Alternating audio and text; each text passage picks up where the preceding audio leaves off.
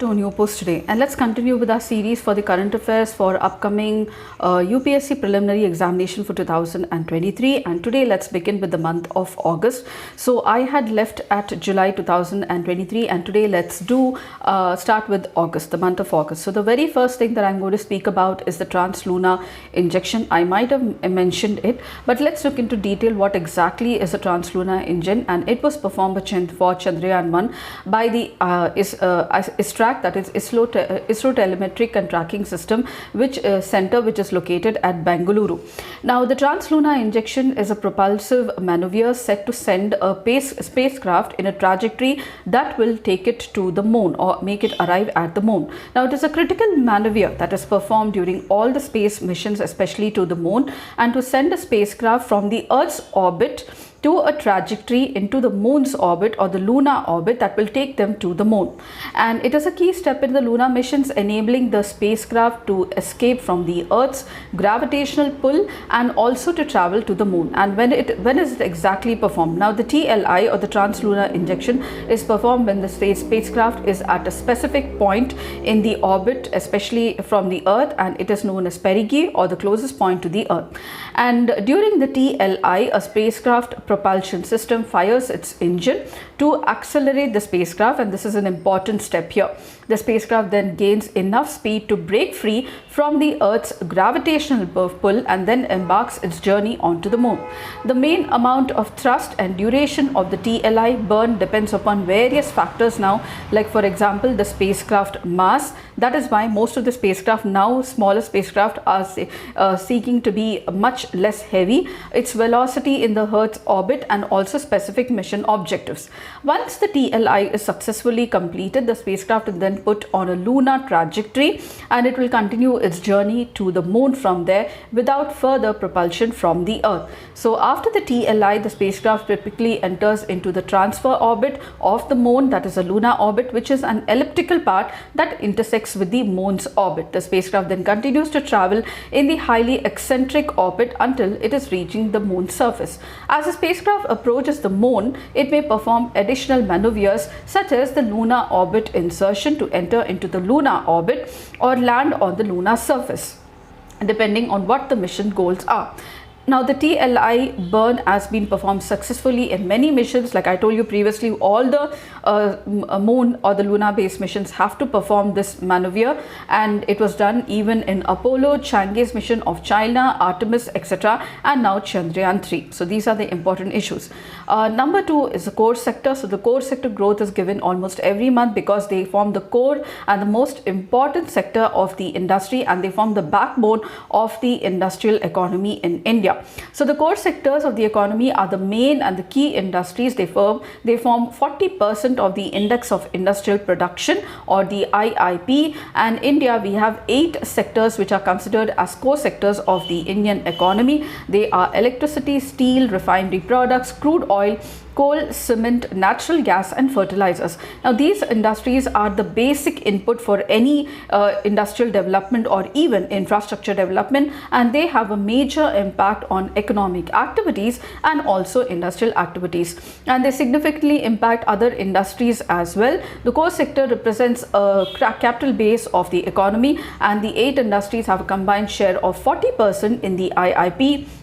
Now the IIP gives the growth rates for different groups of economy over a specified period. So try to find out who releases the IIP actually. So the third most important is with regard to cinematography bill. So this bill was passed especially to deal with piracy, and the Cinematograph Amendment Bill 2023 was passed by the Parliament, which will go a long way in curbing the menace of piracy and also empowerment of the Indian film industry, especially ease of doing business. So what are the amendments? First of all, the bill seeks to address the issue of unauthorized recording and exhibition of films and curb the menace of piracy by transmission of unauthorized copies on the internet. Second, the bill attempts to improve the procedure of the film certification for public exhibition by the Film Certification Board of India and the Central Board of Film Certification, as well as to improve the categorization of the certification of films. Now third, the bill also attempts to harmonize the law with extend executive orders of the Supreme Court judgments and also relevant legislations as well. The bill was passed after an amendment was made to the Cinematography Act after almost 40 years, and the last amendment was made in 1982. The act was brought in or legislated in 1952. Now, the landmark bill aims to curb the problem of piracy, causing losses as much as 20,000 crore to the film industry. And let's look at quickly, and it also specifies the punishment for any of the violations of this act. So, what exactly are the provisions of this bill briefly? So it checks unauthorized recording and exhibition of film amounting to piracy, age-based certification. So there are 3 age-based categories, that is UA 7+, UA 13+, and UA 16+. The age-based markers would be only recommendatory, meant for the parents or the guardians to consider while their children watch these films, aligning with the Supreme Court judgments like omission of powers of the central government as per the Supreme Court in the case of K.M. Shankarappa versus the Union of India in 2000, perpetual validity of certificates, removing the restriction in the Act on validity of certificates for only 10 years for perpetual validity of the certificates of the Central Board of Film Certification, change in the category of films for television, so re-certification of edited film for television broadcast, and as only unrestricted public exhibition category films can be shown on the television, and reference to Jammu and Kashmir. So there is a provision for omission of references to erstwhile state of Jammu and Kashmir in line with the Jammu and Kashmir Reorganization Act, and therefore it will be applicable even there as well. And at number 3 is the Semicon India Summit. Now, what exactly it is to make India a major producer of semiconductors. Semiconductors are used in a variety of appliances, even which we use on our daily basis, from your smartphones, washing machines, your micro ovens, etc. So the Prime Minister Narendra Modi inaugurated Semicon India Summit. It is the second such summit which was held. The last one, the first edition, was held in 2022, and it was held in Gandhinagar to showcase India's semiconductor strategy and policy, and envisions to make India a global hub for semiconductor design, manufacturing, and also technology development. Now, this is the second edition of the summit. And what exactly are semiconductors? So, during this address, Prime Minister Narendra Modi made a mention of the recently approved National Quantum Mission, through which the government has identified over 300 colleges where courses on semiconductors will be available.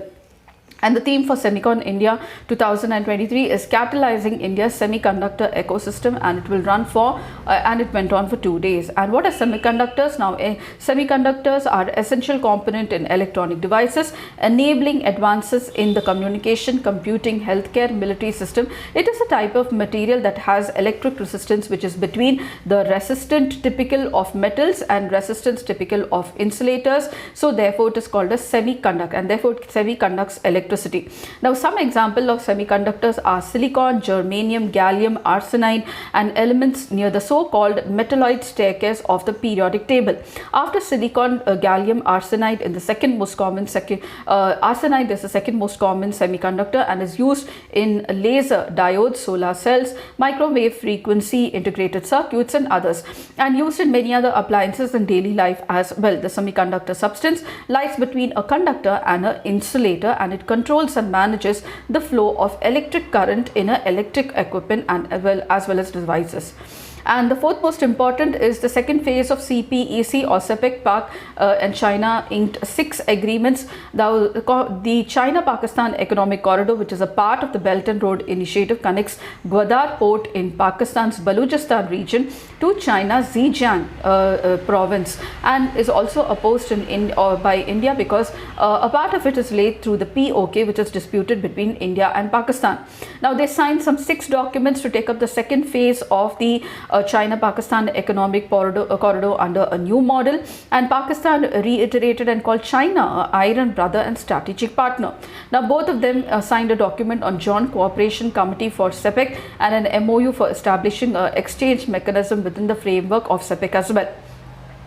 So China-Pakistan Economic Corridor, which is a 46 billion project, now is expanded to 62 billion. Let me tell you, it was agreed in 2013 and it is a key part of the BRI, which was launched in 2013. The BRI aims to link Southeast Asia, Central Asia, Gulf region, Africa, Europe through a network of land and sea routes, and BRI is seen as an attempt to further broaden its influence, especially in the region, by using infrastructure projects funded by China through its investments all over the world. And a major project of China in Sri Lanka is the Hambantota port also. Then at number 5 is National Deep Tech Policy National Deep Tech Startup Policy. So now this policy was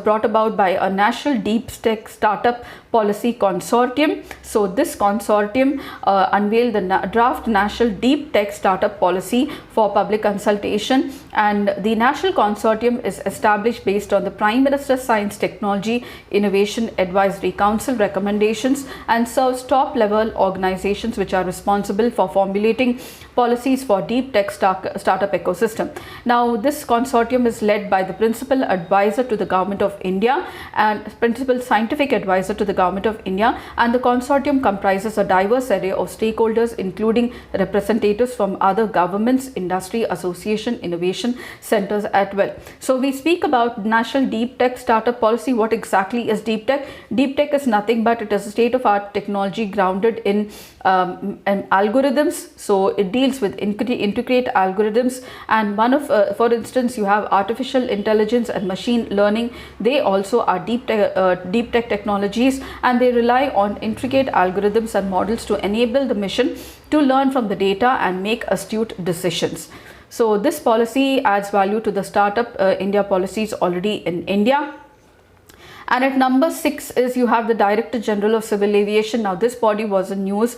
It is a statutory body of the Government of India relating to civil aviation, and it became the DGCA investigates aviation accidents, incidents, and maintains all the regulation with regard to aviation. It is responsible for issuing licenses pertaining to aviation in India, and it is headquartered at New Delhi. And the Government of India is planning to replace this DGCA by an authority called as the Civil Aviation Authority, modeled on the lines of the American Federal Aviation Administration.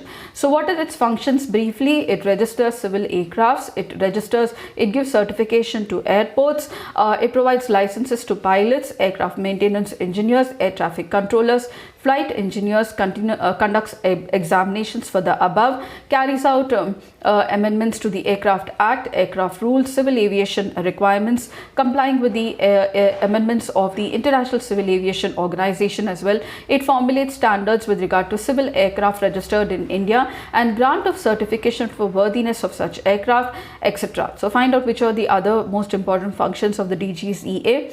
And the other most important news at number 7 is Oppenheimer. So he was in news recently, and he's called as a father of atomic bomb. And recently we know that Russia has pulled out of the nuclear proliferation treaty between US and Comprehensive Test Ban Treaty, between Russia and USA, and therefore he was in news. So Oppenheimer is remembered in history as a father of atomic bomb, but he is also remembered for his contribution to black holes. And let me tell you, black hole is a region in space-time where gravity is so strong that nothing, including light and other electromagnetic waves, also escape from it. The theory of general relativity predicts that a sufficient compact mass can deform space-time to form a black hole, and the boundary of no escape is called as the event horizon. In many ways, black hole acts like an ideal black body as it reflects no light as well. And black holes are formed by stars, massive stars that collapse at the end of their life cycle. After a black hole was formed, it can grow by absorbing mass from the surroundings. The supermassive black holes of millions of solar masses may be formed by absorbing many other stars and merging with other black holes, and there is a consensus that there is a supermassive black hole exists in the centers of most of the galaxies in the universe. And we have electric EVs that were spoken about for achieving the net zero emissions. So what exactly are electric vehicles? Now, any vehicle propelled by an electric drivetrain taking electric power from a portable electric energy source. So there are types of EVs. You have a full EV where there is it is known as a plug-in battery EV, and no internal combustion engine and no tail emissions are there in this vehicle. You have the hybrid EV, the plug-in hybrid EV, and the fuel cell EV. The hybrid EV has an internal combustion engine and it's also used to produce electricity by using an electric motor. It uses a small battery of about 1 to 5 kilowatt as an energy buffer. And you have a plug-in hybrid EV, which is a hybrid EV which with a much larger battery of about 5 to 15 kilowatt. So battery can be charged from a grid. And you have the fuel cell EV, where uses of fuel cell are made use of to produce electricity. The fuel cell is an electrochemical cell that converts the chemical energy of a fuel, often hydrogen, and an oxidizing agent, often oxygen, into the electricity. And so these are very important for achieving of net zero targets and are already in use during the COP28 as well. And the next most important issue is with regard to IIM bill. Now many changes were brought with regard to the administration and of the Indian Institutes of Management. So the Indian Institutes of Management Bill 2023 was introduced in the Lok Sabha, and the bill amends the Indian Institutes of Management Act 2017. The act declares Indian Institutes of Management as institutes of national importance and regulates the functioning as well. IIM provides postgraduate education in the field of management and allied areas. Now, what are the components of the bill? So first of all, number one, visitor. The bill designates President of India as a visitor to every IIM constituted under this act. Number two, appointment and removal of the IIM directors. Under the act, the director of the IIM is usually appointed by a board of governors. Now this removes this provision, and it says that the board has to obtain prior approval of the visitor, that is the President of India, before appointing the IIM director. Number three, appointment of the chairperson of the boards of governors. So under the act, the chairperson of the boards of governors of each institute is appointed by the board. The bill amends this and says that the chairperson of the board will be nominated by the visitor, that is the President of India. Inquiries against the IIMs. Now the act empowers the board to initiate an inquiry against the institute if it has not been functioning in accordance with the act. The bill removes these provisions and proposes a new procedure for inquiries, and it confers the power of inquiry on the visitor, that is the President of India. Dissolution of the board. The bill provides that the central government will prescribe conditions and procedure for dissolving or suspending the institute's board. A coordination forum. The act provides for a coordination forum for all the institutes. The chairperson of the forum is selected by a select cum search committee constituted by the forum. The bill amends this to provide for a chairperson who will be nominated by the visitor. Incorporation of institutes. The act provides that an existing institute can be converted into an IIM under this act, and every employee of the institute shall retain the same salary tenure before, and this makes changes and with the exception of director. And the bill classifies the National Institute of Industrial Engineering Mumbai as a IIM Mumbai. So this is the provisions of the IIM Amendment Bill of 2023. And next, moving on, is the panel that submitted the report on the subcategorization of OBC. Now a 4-member panel was constituted headed by retired Chief Justice of Delhi High Court Rohini, and she was appointed, the committee was appointed 2017 for subcategorization of OBCs. OBCs enjoy 27% of the reservation, but there is a doubt that mostly the few wealthy communities are availing this benefit of 27% of reservation, though there are 2,600 OBCs on the central list, and a significant number of them remain backward, and therefore there is a need to subcategorize so that we can the government can know which communities are not availing the benefits of this 27% of reservation for the OBCs. 9 states have already carried on the subcategorization, like Andhra Pradesh, Telangana, Puducherry, Karnataka, Haryana, Jharkhand, West Bengal, Bihar, Maharashtra, Tamil Nadu. Now in 2022, the Constitution Bench of India opened a legal debate on subcategorization categorization of SC, ST for reservation. However, disagreeing with the 2005 Constitution Bench verdict, the Supreme Court asserted that there are unequals within the list of SC, ST and socially and economic backward classes. In the case of the E.V. Chinnaya versus State of Andhra Pradesh in 2005, Supreme Court held that the scheduled castes form one homogeneous group and there is no need of subcategorization. Therefore, subcategorization is not needed, and in other words, it also prohibited subcategorization of the STs as well. However, subcategorization for OBCs was spoken about, and therefore the Justice Rohini Commission was formed in 2017 for subcategorization. This committee has already provided the report to the Government of India. It was formed under Article 340 of the Constitution, which provides for a commission to look into the welfare issues of the backward classes, and recently only the National Commission of Backward Classes became a constitutionalized body in 2018 under the 102nd Amendment Act. And next one is Lokmanya Tilak National Award, which was accepted by Prime Minister Narendra Modi. Now, Lokmanya Tilak, also called as Bal Gangadhar Tilak, was a nationalist in the Congress party, and he took the nationalist he took Congress to the people. Born as Keshav Gangadhar Tilak in Ratnagiri district, he was inspired by Vishnu Chiplunkar and also co-founded the New English School for Secondary Education with a few friends, including Gopal Ganesh Agarkar and also Mahadev Ballal Nam Joshi. Then he was called as a father of Indian unrest. He was also conferred with the title of Lokmanya, which means accepted by the people as a leader, and Mahatma Gandhi called him the maker of modern India. So he is teamed with Bipin Chandra Pal, Lala Lajpati Rai, Aurobindo Ghosh, V.O. Chidambaram Pillai and Muhammad Ali Jinnah, and he gave a famous slogan that Swaraj is my birthright and I shall have it. And the next one is the no trust motion. So recently Prime Minister Narendra Modi faced the second no trust motion on the Manipur issue, and it was introduced by a Congress MP, Gaurav Gogoi, and it was debated, and the ruling party, that is the NDA alliance of BJP, won the no trust motion or the no confidence motion.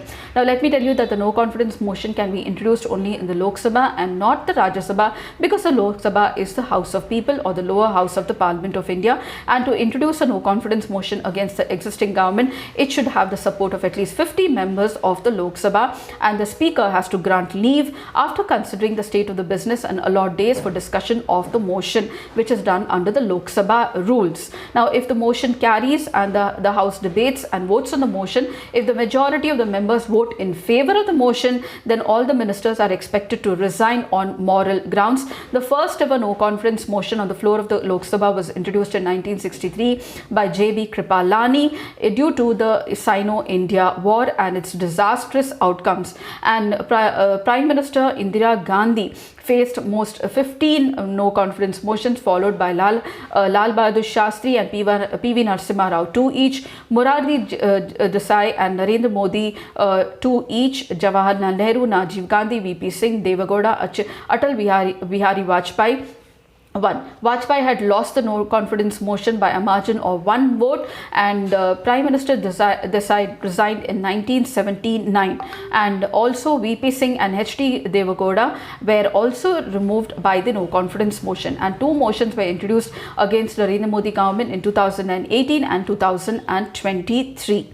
So this is about the no confidence motion. Now we have a bill on birth registration. So Lok Sabha passed the Registration of Births and Deaths Bill 2023 that paves for the way for digital birth certificate, which will be a single document now to be used for admission in education institutions, application for driving license, government jobs, passport, Aadhaar, voter enrollment, and also registration of marriages. Now, Registration of Births and Deaths Act 1969 previously ruled these areas, but now it's going to be amended by the 1969 Act will be amended, and it was introduced in the Lok Sabha. What are the provisions? So, database. There will be a database where the General Registrar will maintain a national database of the births and deaths. There will be electronic certificates that will be issued for birth and death. Aadhaar details of the parents and informants will be required. So the act requires certain persons to report the birth and deaths to the registrar, and the bill says that in case of births they should also be provided the Aadhaar number of the parents and also the informant as well. Then there is a connecting database. So the bill states that the national database must be available to other authorities preparing or maintaining other databases, like you have the population register, the electoral rolls, ration card, and other national databases, and any other area where the national database is required. Use of birth certificate. The bill requires the use of the birth and the death certificate to prove the date and the place of the birth for the persons born on or after this bill comes into effect, and the information will be used for the purposes including admission into educational institutions, marriage, etc. And if any person is aggrieved by any action of the registrar or the district registrar, they may appeal to the district registrar or the chief registrar respectively within 30 days of such an order. And an appeal must be made within 30 days. So what exactly? So the next most important is regarding to the Delhi Service Bill, so which empowers the Lieutenant Governor and makes Delhi government almost powerless. So the government introduced the National Capital Territory Delhi Amendment Bill, which was introduced in the Lok Sabha, and it reduces the Delhi government authority to an advisory council. So it creates an authority. I've already spoken about this. So except for issues of land, police and public order, all the powers are vested in the elected government of the Union Territory of the Union Territory of Delhi, and the Lieutenant Governor has power only on land, police and public order. But with this amendment, it brings the services also, which is actually the power of the elected government, into the purview of the LG, and forms a committee or a council which has the bureaucrats and the chief minister also, where the vote is taken on majority, and therefore brings the weightage more on the bureaucrats, where the center can have a chance to control them. So the bill gives the central government powers over the services, that is over the bureaucrats in Delhi, and if the Delhi government does not have the control on the civil service, it cannot execute any programs across the sector in its jurisdiction, and therefore this violates a term called as the triple chain of accountability. Now let me tell you that Supreme Court in its May 2023 judgment on the National Capital of Territory of Delhi are defined what is triple chain of accountability. The court said that the triple chain of accountability requires the permanent executive to be responsible to the elective government, and the elected government to be responsible to the legislature, and the legislature to be responsible to the public. The 2023 ordinance abrogates the principle of collective responsibility and also triple chain of accountability, which are important facets. This is what the Supreme Court has said. Let me tell you that Article 239 AA confers a special status on Delhi following the recommendations of S. Balakrishnan Committee, and it was inserted into the Constitution in 1991 by the 69th Amendment. So I've already gone into the details of the bill previously, so I'm just going briefly into this now. And the next one coming up is Biodiversity Bill, and the Rajya Sabha passed the Biodiversity Amendment Act. Now it will promote Ayurveda and attract more investment in research and commercialization of products. This is what the government says. The governments want to promote Ayurveda and Ayush, that is Ayurveda, Yoga, Siddha, Unani and Homeopathy, and simplifying and streamline the patent application process on the biological products so that the local communities can benefit. This is what the government says. It will also attract more investment in the research and commercialization of products. Let's look into some of the major provisions. So the Biological Diversity Bill amends the Biological Diversity Act of 2002. So India brought about this act because it is a signatory to the Convention on Biological Diversity, and this Amendment Act simplifies compliance requirements for domestic companies. The users of the traditional knowledge and Ayush practitioners will be exempted now from sharing the benefits with the local communities. The bill removes research and biosurvey activities from the purview of benefit sharing requirements. The benefit sharing will be based on terms agreed between the user and the local management committee represented by national authority. The bill decriminalizes all the offences under the act and gives a free way to the private companies, I would say so. So this is about the Biological Diversity Act, and it's definitely important. And at the next one is WTO declared artificial sweetener as a carcinogen. And what is it? It is called as aspartame. So aspartame is artificial sweetener. It is used in products like your Coca-Cola, sodas, to chewing gum, etc. And it is listed as a possible carcinogenic to the humans by the International Agency for Research on Cancer and also the WHO. Now aspartame is artificial sweetener and is used as a sugar substitute in a wide range of food and beverage products, as it is a low calorie sweetener and approximately 200 times sweeter than that of sucrose or table sugar, and making it an attractive option to reduce the caloric intake to manage diabetes. Now aspartame is composed of 2 amino acids. One is aspartic acid and one is phenylalanine, linked together, and these components are naturally found in various foods and also metabolized by the body during digestion. However, aspartame is synthesized through the chemical process and it is considered as an artificial sweetener. And the next one is e-Sanjeevani application. So e-Sanjeevani is a national telemedicine service of India. It is a step towards digital health equity to achieve universal health coverage. e-Sanjeevani has 2 verticals, and it one is e-Sanjeevani Ayushman Bharat Health and Wellness Centers and e-Sanjeevani OPD. So it is online or a telemedicine system where the persons from anywhere using the smartphones can access a doctor, and therefore recently it was a news because there have been 8 crore consultations on this telemedicine application platform, giving a further boost to develop such platforms further. And the next one is the amendments to the Forest Conservation Act. So it is called as the Forest Conservation Amendment Bill was brought about. Now it amends 2 acts. One is the Forest Conservation Act of 1980 and the Indian Forest Act of 1927. So what is the Forest Conservation Act of 1980? It is an act of the Parliament to provide for conservation of forest and to control deforestation, especially for infrastructure or development projects. And the Indian Forest Act of 1927 now provides the meaning of reserve forest, village forest, protected forest, etc. So it consolidates and reserves the area having forest cover or significant wildlife and regulates the movement and also transit or the movement of the forest produce, and levies a duty on timber and other forest produce as well. It defines a procedure to be followed for declaring an area to be a reserved forest, a protected forest or a village forest. It defines what is a forest offence, what are the acts prohibited inside the reserve forest, and also what is the provisions, penalties with regard to violation. So what exactly are the highlights of the bill? Now number 1, the bill amends the Forest Conservation Act of 1980, making it applicable to certain types of land. This includes the land notified as a forest under the Indian Forest Act of 1927 or in government records. After the act came, the act will not be applicable to the land converted to non-forest before 1996. It also exempts certain types of land within the purview of the act. This includes the land within 100 kilometers of the India border needed for national security projects and building of infrastructure, small roadside amenities and public roads leading to the habitation.